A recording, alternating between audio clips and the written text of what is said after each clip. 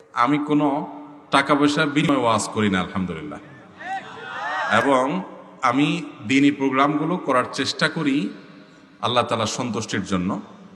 আমার পথ খরচ, আমার হাদিয়া, কেউ যদি কিছু দেন আলহামদুলিল্লাহ, না দিলে আরো জোরে আলহামদুলিল্লাহ। আমার এটা নিয়ে কোনো সে নাই, আল্লাহর শকর। তবে আমরা খুব শীঘ্রই ইনশাআল্লাহ অফিসিয়ালি ঘোষণা দেব যে আমরা কোনো দিনই প্রোগ্রাম করে কোথাও কোনো প্রকার সম্মানই আমরা নেব না, সেই ঘোষণাটা আমরা দেব ইনশাআল্লাহ। মেয়র মহোদয় একটা কথা বলেছেন যে আমাকে আনতে অনেক কষ্ট হয়, অনেক টাকা পয়সারও ব্যাপার আছে। তো এটা একটু ক্লিয়ার করা দরকার আপনাদের কাছে, কারণ উনি জনপ্রতিনিধি, সেই হিসাবে আপনারা উনি যেটা মিন করেছেন, আমার মনে হয় যে একটা প্যান্ডেল, একটা সাউন্ড সিস্টেম, প্রচারণা, অনেক খরচ আছে। সে অর্থে তো ওনার কথা ঠিকই আছে, কিন্তু যদি আমার কথা বলেন তাহলে আমি কোনো টাকা পয়সা বিনিময়ে ওয়াজ করি না আলহামদুলিল্লাহ, এবং আমি দিনী প্রোগ্রামগুলো করার চেষ্টা করি আল্লাহ তাআলার সন্তুষ্টির জন্য। আমার পথ খরচ, আমার হাদিয়া, কেউ যদি কিছু দেন আলহামদুলিল্লাহ, না দিলে আরো জোরে আলহামদুলিল্লাহ। আমার এটা নিয়ে কোনো সে নাই, আল্লাহর শকর। তবে আমরা খুব শীঘ্রই ইনশাআল্লাহ অফিসিয়ালি ঘোষণা দেব যে আমরা কোনো দিনই প্রোগ্রাম করে কোথাও কোনো প্রকার সম্মানই আমরা নেব না, সেই ঘোষণাটা আমরা দেব ইনশাআল্লাহ। এবং তার আগে আমি একটা ছোট বিজনেস রান করার প্ল্যান পরিকল্পনা করছি, যে অন্তত ডাল ভাতের জোগাড় সেখান থেকে যেন হয়। আলহামদুলিল্লাহ ডাল ভাতের জোগাড় এমনিই আছে, কিন্তু আরও একটা দৃশ্যমান একটা উপায়, একটা মাধ্যম যেন থাকে, যেখানে আমি হালাল উপার্জনের জন্য কায়িক শ্রম দিতে পারবো এবং অন্যদেরকে উদ্বুদ্ধ করতে পারবো। এই দৃশ্যমান করার উদ্দেশ্য হলো সেটা, যে অন্যরা উৎসাহিত হবে। ওলামা একরাম সমাজের সকল উন্নয়নমূলক কর্মকাণ্ডে নানাভাবে তারা জড়িত হবেন, সমাজকে এগিয়ে নেওয়ার পিছনে ওলামারা ভূমিকা রাখবেন। সেজন্য আমরা যেন একটা দৃষ্টান্ত হয়, সেটি শুরু করবো আল্লাহ চাহেন তো। আল্লাহ আমাদের সবাইকে তৌফিক দান করুন। সাধারণত আমরা আজমপুর থেকে ব্রাহ্মণবাড়িয়া ট্রেনে যাতায়াত করলে এখান থেকে কোনো টিকিট হয় না। তাহলে আমরা উক্ত ট্রেনের ভাড়া কিভাবে পরিশোধ করব, এবং উক্ত ভাড়া কি পরিশোধ করার প্রয়োজন আছে আদৌ? যদি ট্রেন বাপচাচার হয় তাহলে তো দরকার নেই।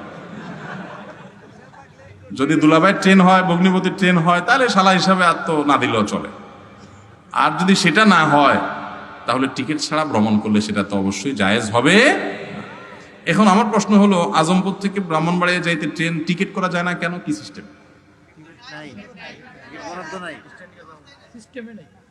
সিস্টেমে নাই মানে তাহলে সিস্টেমে কি আছে তাহলে? ও, বুঝতে পারছি, এবার ঘটনা ক্লিয়ার। তার মানে ঢাকায়ও অনেক ডাইরেক্ট বাস সার্ভিস আছে, অনেক কিছু আছে, যে উঠলে এখান থেকে ওই পর্যন্ত সার্ভিস, মাঝখানে কোনো সার্ভিস নাই। কেউ চাইলে নামতে পারে, কিন্তু ওই পর্যন্ত তাকে ভাড়া দিতে হবে। এখন আপনি সেই টাকা বাঁচানোর জন্য, আপনি বলতেছেন টিকিটের সিস্টেমই নেই। তার মানে কি এখানে কোনো টিকিট কাউন্টার নাই? ও, আছে টিকিট কাউন্টার, তাহলে সিস্টেম নাই কেমনে বললেন? হ্যাঁ হ্যাঁ, বুঝতে পারছি তো আমি।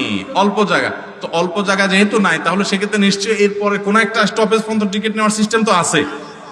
তাহলে এই যে কবি এখন সরব হয়ে গেছে, তাহলে যেহেতু ভৈরব পর্যন্ত টিকিটের সিস্টেম আছে, তার মানে এইটুকু যাওয়ার ব্যবস্থা নাই, আপনি ভৈরব পর্যন্ত নিতে হবে। তো সেটা আপনি নিবেন। আপনি সারা বছর শুধু সিস্টেম আছে তা না, অনেক এলাকাতে মানুষ এক জায়গাতে আর জায়গাতে ট্রেনে টিকিট করে না। আর এটা আমাদের বাড়ির সামনে ট্রেন, হুড়হুড় করে উঠে যায়, হুড়হুড় করে নেমে যায়। মনে রাখবেন, মানুষের হক মারা এক জিনিস, আর যদি ট্রেন সরকারি হয় অথবা কোম্পানির হয়, তাহলে এই হক মারা কিন্তু আরো ডেঞ্জারাস। এবং কদিন আগে আমরা পত্রিকা দেখেছি, একজন মুরব্বী চাচা, উনি বহু বছর রেলে চাকরি করেছেন।